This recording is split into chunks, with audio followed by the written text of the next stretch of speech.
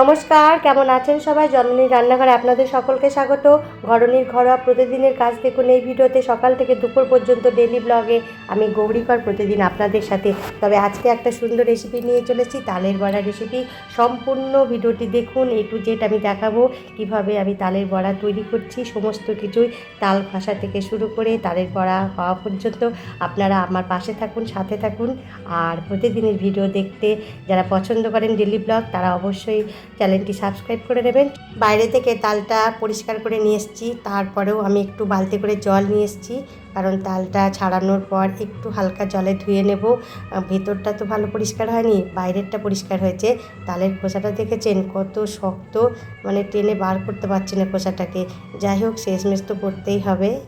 অনেকটাই ছাড়িয়ে ফেলেছি তালের খোসাটা, মানে ছাড়িয়ে নেব পরিষ্কার করে। এটা হয়ে গেলেই তালটা খুব সুন্দর হেরে তাল। তালকে নয়, অনেকে ভাদরে ফল বলে, কারণ ভাদ্র মাসে তাল পাকে তো, কিন্তু এখন ভাদ্রের আগে তাল পাওয়া যায়। এখন শ্রাবণ মাসে তাল পাওয়া যাচ্ছে, পেকে গেছে তাল। ভাদরে ফল বলা হয় কারণ ভাদ্র মাসে জন্মাষ্টমী উপোস হয়, আর এই সময় তালের মানে সিজন একটা। তালের খোসাটা ছাড়ানো হয়ে গেছে, এখন পরিষ্কার করে তালটাকে ভালো করে ধুয়ে নিচ্ছি।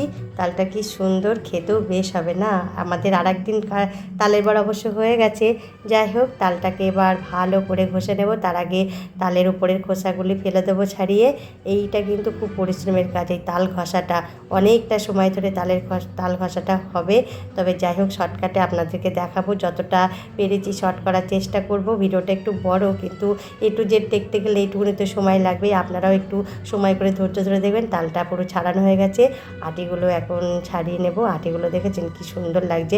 আমি ভেবেছিলাম তালটা ছোট তো হয়তো দুটো আটি থাকবে, কিন্তু দেখছি তালটা 3টে আটি আছে। যাই হোক, তালটা খুব সুন্দর দেখতে, কালারটাও কিন্তু খুব ভালো। আর এইসব তালের বড়াগুলো খেতে বেশ লাগে, কারণ এই তালগুলো খেতে খুব সুন্দর।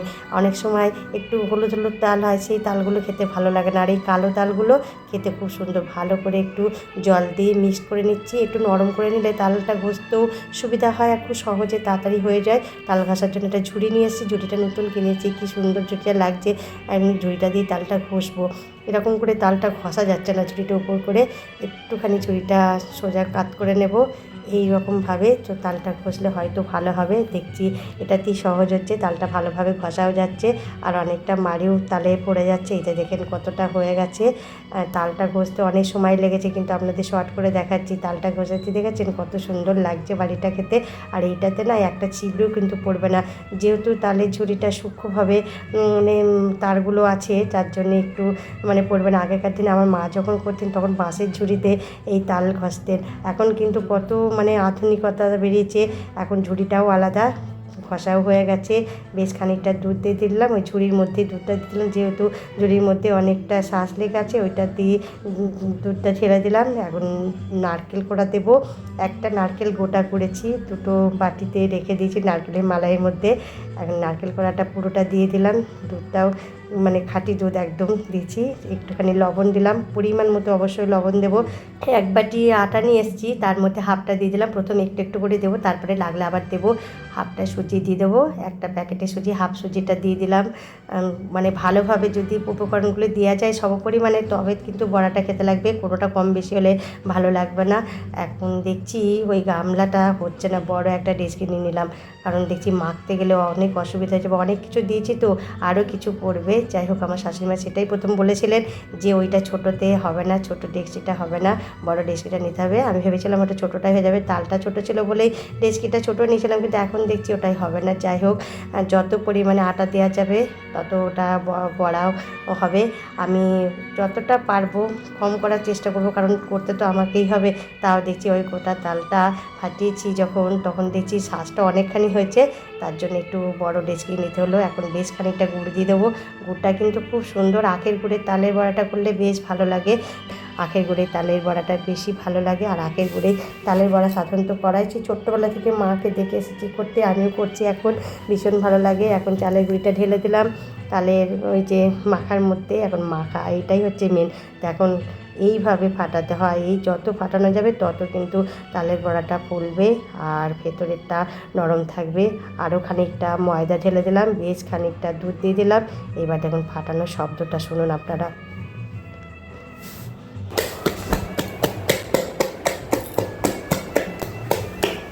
এখন হয়ে গেছে ফাটানো, রান্নাঘরে চলে এসেছি।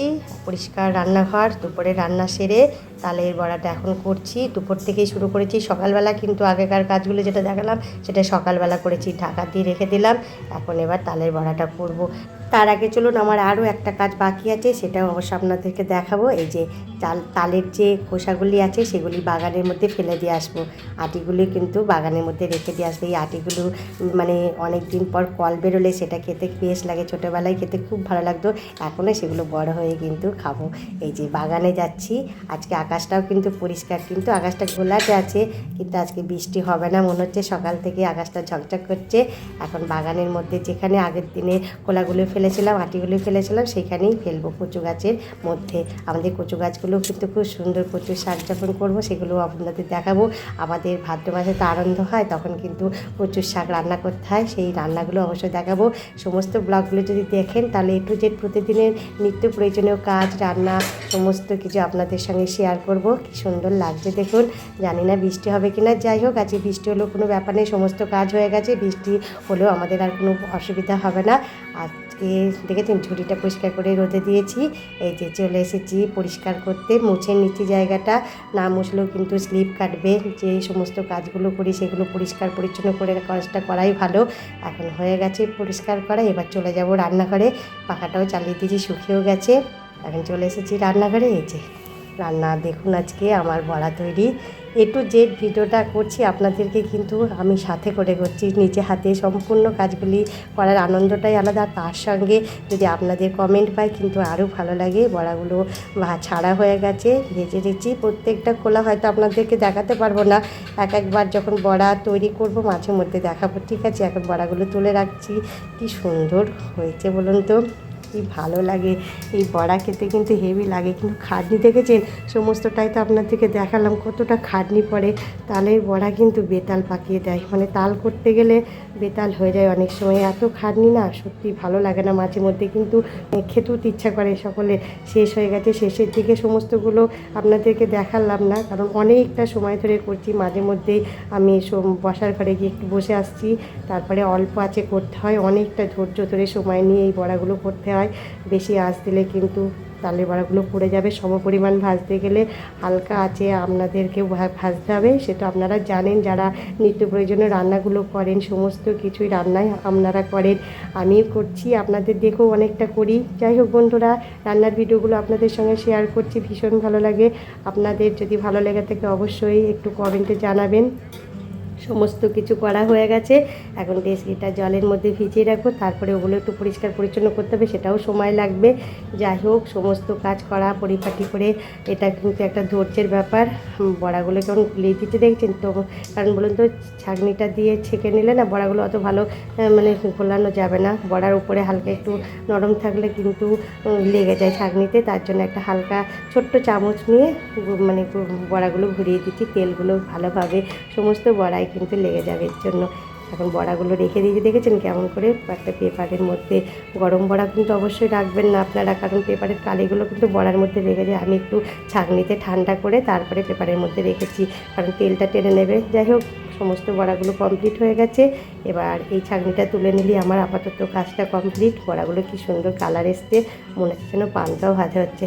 যাই হোক আজকে সমস্ত কাজগুলো আপনাদের সঙ্গে শেয়ার করে আমারও ভীষণ ভালো লাগলো, আপনাদেরও মনে হয় খুব আনন্দ লেগেছে। আপনারা যারা রান্না পছন্দ করেন, যারা খেতে ভালোবাসেন, তাদের কাছে এই ভিডিওগুলো খুবই ভালো লাগবে।